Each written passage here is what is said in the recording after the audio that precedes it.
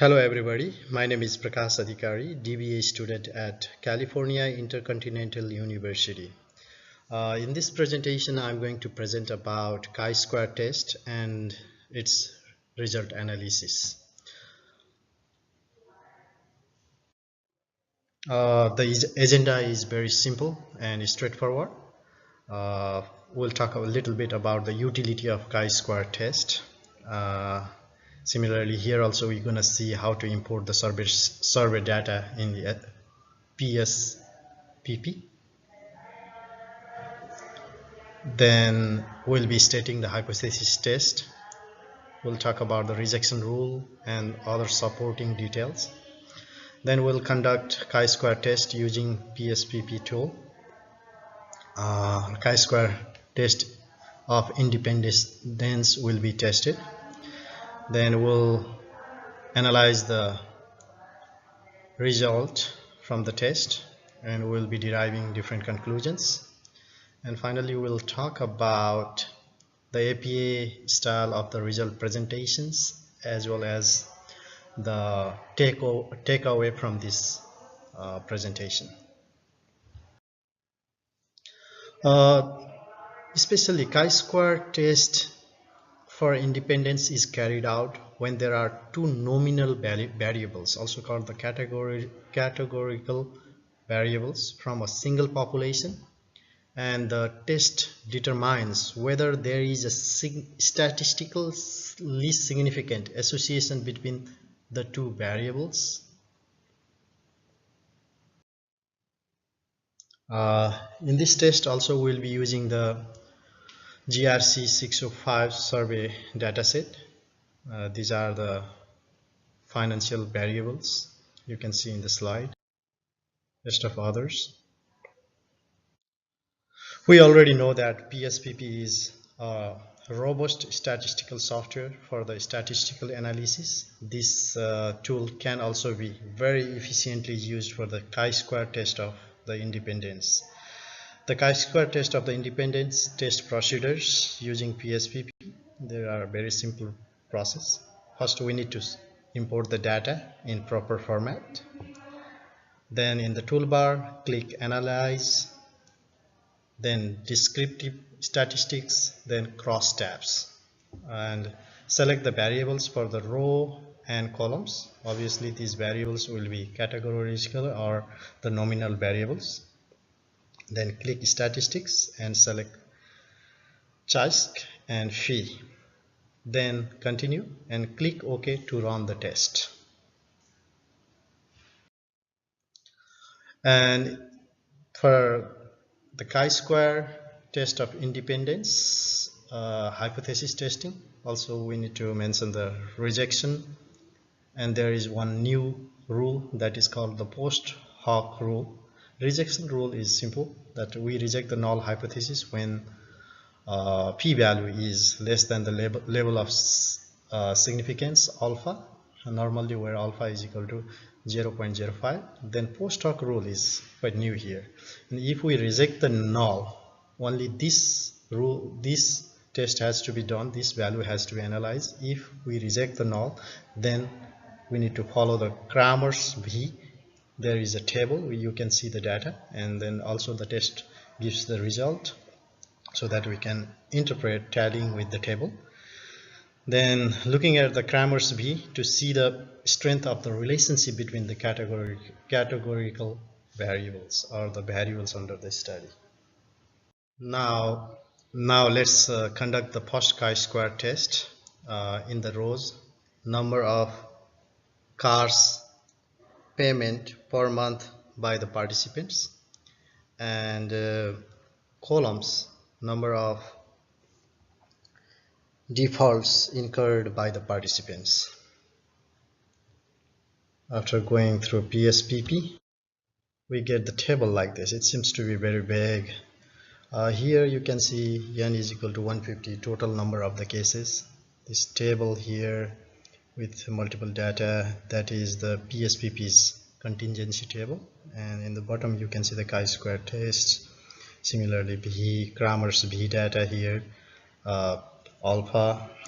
p-value here, and then you can see the chi-square value. Let's focus on the hypothesis model for the chi-square test of independence. Here in this case, null hypothesis is there is no relationship between number of car payments per month by the participants and the number of the defaults incurred by the participants. There is no relationship.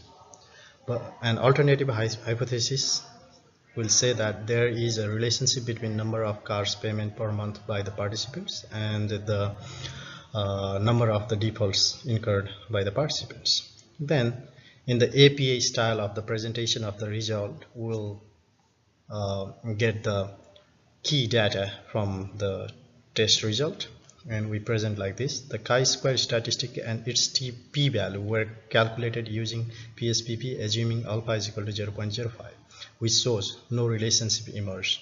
If you look at their p-value, that is 0.375, which is greater than 0.05 level of the significance alpha.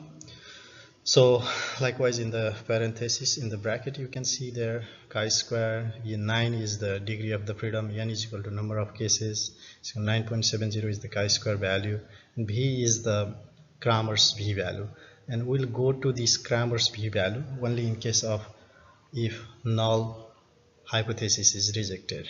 Here we could not reject the null hypothesis. It shows there is no relationship between number of cars payment per month by the participants and the number of the defaults incurred by the participants. Yeah, it makes sense. Then in case if we need to interpret the Kramer's b value, there in this test we saw the Kramer's b value is 0.15, means it comes in the, if you see here, the strength of the association is very weak. There is no relationship to consider. Yeah, we concluded likewise. And let's go to the second chi-square test. Here rows are likely comfort level and columns are number of defaults. Let's see what the test shows. Here in the table we can see that we put our null hypothesis as there is no relationship between the likely comfort and number of the defaults incurred by the participants, and the alternative hypothesis will be there is a relationship between the likely comfort and the number of the defaults. And here if you look at their chi-square degree of freedom 9, n is equal to 150 cases there, and then the chi-square value 9.7, p value is equal to 0.375, and Kramer's value v is equal to 0.15. Here the p value is greater than 0.05, hence the statistical test is insignificant, and which concludes there is no relationship between the comfort and the number of defaults. Let's go to the third and last test, the chi-square test between the number of the cars payment per month by the participants, and in the column there is the Likert comfort level. And see how the test comes. The test comes here, and here the null hypothesis, there is no relationship between the number of the cars payment per month by the participants and corresponding Likert comfort level. And in the alternative hypothesis there is a relationship between the number of cars payment per month by the participant and likely comforts.